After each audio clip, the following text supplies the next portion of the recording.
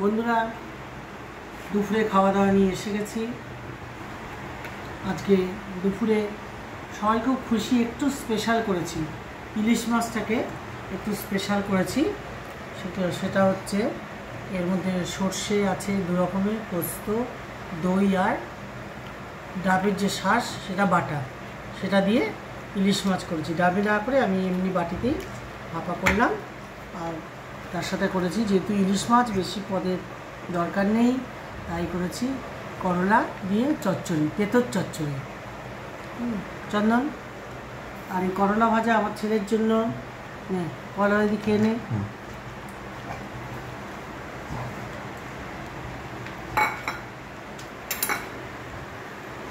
আমরা তেঁতোর চচ্চড়ি খাবো। চাটনিটা আছে? না, আছে। ইলিশ মাছ খাও।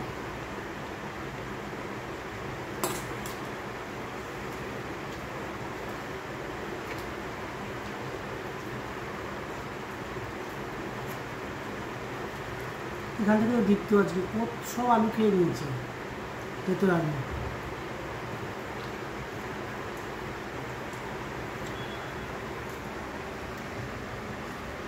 দেবো তেঁতুল চচ্চড়ি দেবো।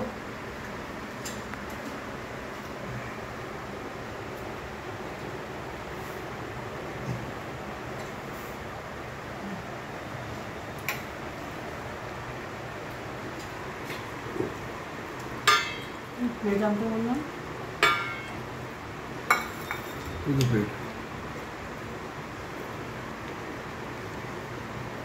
চন্দনের ওখানটায় দাঁড়ায়।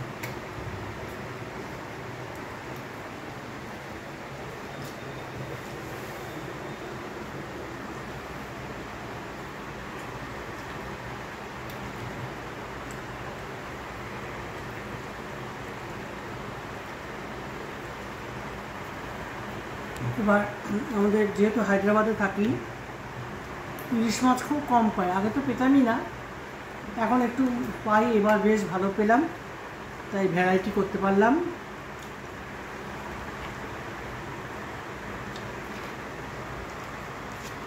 দেবো ঝাল দেবো।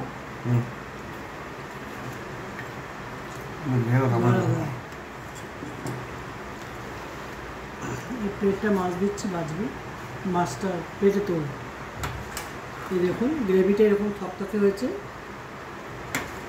আর সরষের তেল তো দিয়েছি, তার উপর দিয়ে কাঁচা লঙ্কা দিয়েছি, সে তো সবাই দেয়, জানে না। এটা খা, খেতে পারলে আবার দেবো, খেতে পারলে আরেকটা মাছ দেবো।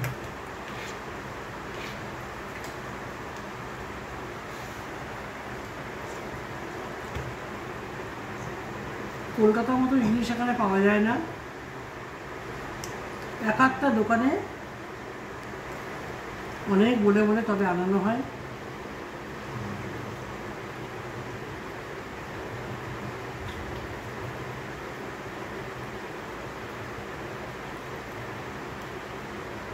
অন্যান্য বারের তুলনায় এবার মোটামুটি ভালোই পেয়েছি ইলিশ।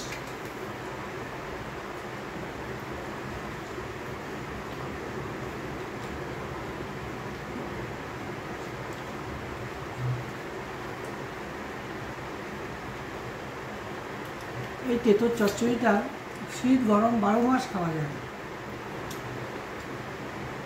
আস্তে আস্তে বেঁচে করো, আস্তে আস্তে বাঁচো। বেঁচে নিই।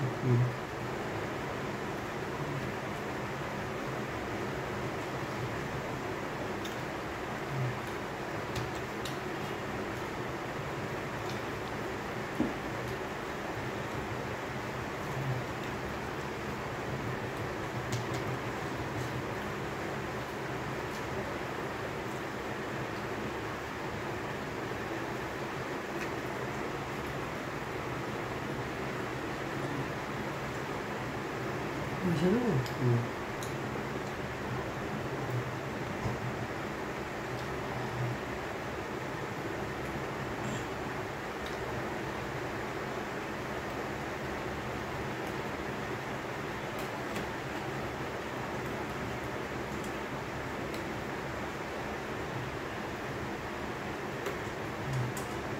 ভালোই হলো না? একটু আলাদা হয়েছে।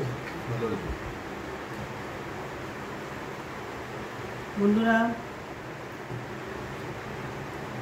খাওয়া দাওয়া তো প্রায় হয়ে আসছে।